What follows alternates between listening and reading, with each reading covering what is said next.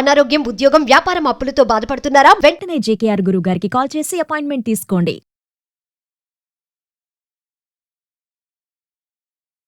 నమస్తే, welcome back to Suman TV. ప్రస్తుతం మనతో పాటు ఉన్నారు కేరళ జ్యోతిష నిపుణులు, life coach, manifestation coach, money coach, date of birth లేని వారికి పుట్టుమచ్చల శాస్త్రం, ప్రశ్న శాస్త్రం, హస్త సాముద్రిక, బహుముఖ ప్రజ్ఞాశాలి జేకేఆర్ గారు ఉన్నారు. గురుగారితో మాట్లాడదాం.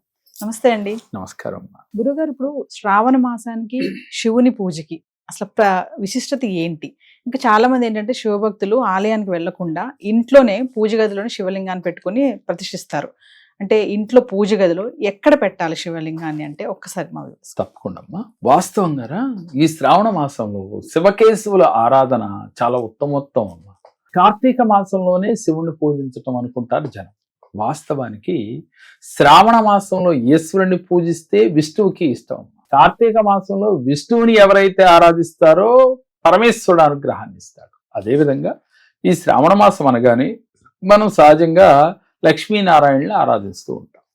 వాస్తవానికి శివకేశవుల్ని ఎవరైతే ఆరాధిస్తారో శ్రావణ మాసంలో వాళ్ళకి లక్ష్మీదేవి తొందరగా అనుగ్రహాన్ని ఇస్తుంది. అందుకని ఎప్పుడూ కూడా ఈశ్వరుణ్ణి ఆరాధించి తీరవలసిందే శ్రావణ మాసంలో. అయితే చాలామంది గుళ్ళకి ప్రతిరోజు వెళ్ళటానికి ఇబ్బందిగా ఉండి ఇంట్లోనే శివలింగాన్ని ప్రతిష్ఠిస్తూ వస్తారు. ఎలా ప్రతిష్ఠించాలి ఇంట్లో శివలింగాన్ని అంటే మీ బొటన వేలు సైజు అంతా శివలింగాన్ని తీసుకోవాలి. అంతకన్నా పెద్దగా ఉండకూడదు. బొటన వేలు సైజు అంటే ఈ మాత్రం ఉండేట్టుగా తీసుకుని ఆ బొటన వేలు సైజు శివలింగాన్ని స్ఫటిక శివలింగం కానీ రజిత శివలింగం కానీ ఓపికని కొలది తీసుకుని మీరు రోజు కూడా అభిషేకము అర్చన చేయాలి. ఎవరైతే ప్రతిరోజు ఈ శ్రావణ మాసంలో ఈశ్వరుణ్ణి ఆరాధిస్తారో వారికి సిరుల తల్లి శ్రీ మహాలక్ష్మీదేవి వరాల్ని ఇచ్చి తీరుతుంది. అయితే ఆరాధించే విధానం ఎలా ఉండాలి అనంటే ఎప్పుడు కూడా ప్లాస్టిక్ ఆటలో, స్టీల్ ఆటలో, ఐరన్ దాంట్లో పరమేశ్వరుడు శివలింగాన్ని పెట్టకూడదు.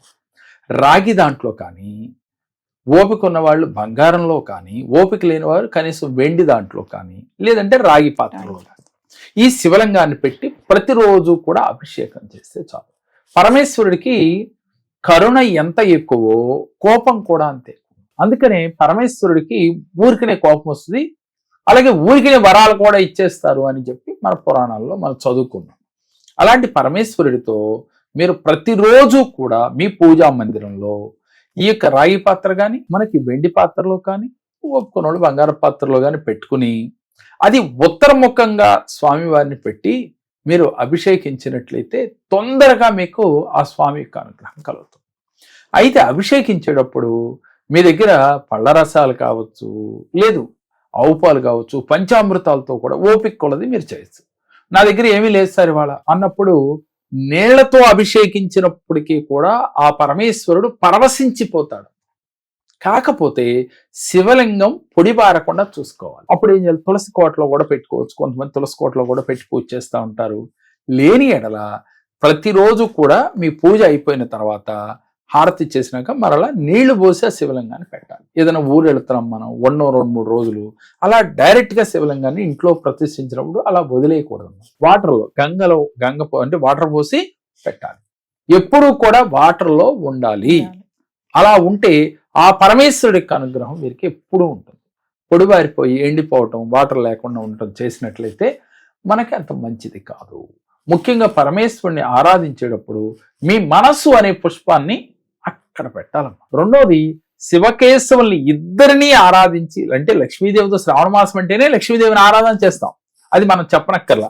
లక్ష్మీదేవితో పాటుగా శివకేశవుల్ని ఆరాధన ఏ ఇంట్లో అయితే జరుగుతుందో, అభిషేక ఖర్చుల్ని ఏ ఇంట్లో అయితే చేస్తారో వారికి లక్ష్మీ కటాక్షము, వారి భర్తకి ఆయుశృద్ధి, ఆర్థిక అభివృద్ధి కలుగుతాయి. అయితే ముఖ్యంగా ఈ పూజలో పరమేశ్వరుణ్ణి మనం ఆరాధించేటప్పుడు మీరు ఆ స్వామి దగ్గర కూర్చుని ఒక 5 సార్లు మనసులో సంకల్పం చేసుకుని శ్వాస తీసుకోవాలి. ఏమని? ఓ పరమేశ్వర, నా ఆత్మ నీ యొక్క అంశమే కాబట్టి నా హృదయంలో నువ్వు కొలువై ఉన్నావు అని చెప్పి నీలో దాగి ఉన్న పరమాత్మ ఆ పరమేశ్వరుడే అని గ్రహించి మీరు ఆ పరమాత్మను గుర్తించే విధంగా శ్వాసని దీర్ఘ శ్వాస తీసుకోవాలి. అట్లా ఎన్నిసార్లు తీసుకోవాలి? ఒక 5 సార్లు తగ్గకుండా శ్వాస తీసుకుని సాక్షాత్తు ఈ శ్వాస ఎంబడ ఆ పరమాత్ముడి యొక్క విశ్వశక్తి, అంటే యూనివర్స్ లో విశ్వశక్తి దైవశక్తి ఉంటుందంటున్నాం కదా, ఆ విశ్వశక్తి దైవశక్తి మనలోకి చేరినట్లుగా, మనలో దాగి ఉన్న విశ్వశక్తి దైవశక్తి తోడైనట్లుగా ఫీల్ అయ్యమ్మ. ప్రతిరోజు కూడా ఈ శ్రావణ మాసం అంతా కూడా ఆ పరమేశ్వరుడు, ఆ శివకేశవుల యొక్క అనుగ్రహం వీరికి మెండుగా కలిగినట్లుగా ఫీల్ అవుతూ ధ్యానం చేయాలి. ఎవరైతే ఒక 11 సార్లు ఓం నమ శివాయ అని కనీసం అనే మంత్రం మనసులో తలుచుకుంటూ ధ్యానం చేసినట్లయితే ఆ పరమేశ్వరుడు పరవశించిపోతాడమ్మ. మీ మనసు అనే పుష్పాన్ని ఆ స్వామి దగ్గర పెట్టి ఈ యొక్క శివలింగాన్ని ప్రతిరోజు ఆరాధన చేస్తూ ఉండాలి. ఇంట్లో పెట్టినట్లయితే ప్రతిరోజు ఆరాధన చేయాలి. ఒకవేళ మనం ఊళ్ళో లేము, బయటకు వెళ్ళామనుకుంటే ఆ ఎప్పుడైతే రాగి పాత్ర కానీ వెండి పాత్ర తీసుకున్నట్లయితే దాని నిండా వాటర్ పోసి ఆ స్వామిని దాంట్లో పెట్టి ఉంచాలి. మరలా వచ్చిన తర్వాత అభిషేకార్చన చేసుకోవచ్చు. వాస్తవంగా పంచామృతాలతో ఈ శ్రావణ మాసంలో గనక పరమేశ్వరుడిని అభిషేకించినట్లయితే ఆ పరమేశ్వరుడు మనకి అనుగ్రహ జల్లులు కురిపిస్తాడు. ముఖ్యంగా పార్వతీదేవి ఎప్పుడైతే ఈ శ్రావణ మాసంలో ఆరాధిస్తూ ఉన్నారో, లక్ష్మీదేవిని ఎప్పుడైతే ఆరాధిస్తూ ఉన్నారో, శివకేశవుల్ని ఎప్పుడైతే ఆరాధిస్తూ ఉన్నారో, మనకి లక్ష్మీదేవి త్రష్ట వేసుకొని కూర్చుంటున్నాం. శ్రావణ మాసం పూజలన్నీ అంతే కదా, సహజంగా వరలక్ష్మీదేవిని అనుగ్రహం కోసమే చేస్తాం. కానీ వరలక్ష్మీదేవి అనుగ్రహాన్ని ఇవ్వాలి అంటే మనం పార్వతీ పరమేశ్వరులను కూడా ఆరాధన చేయాలి. అలాగే కార్తీక మాసంలో కూడా అంతేనమ్మా, లక్ష్మీనారాయణలు కూడా ఆరాధన చేస్తేనే పార్వతీ పరమేశ్వరుల యొక్క అనుగ్రహం మనకు కలుగుతుంది.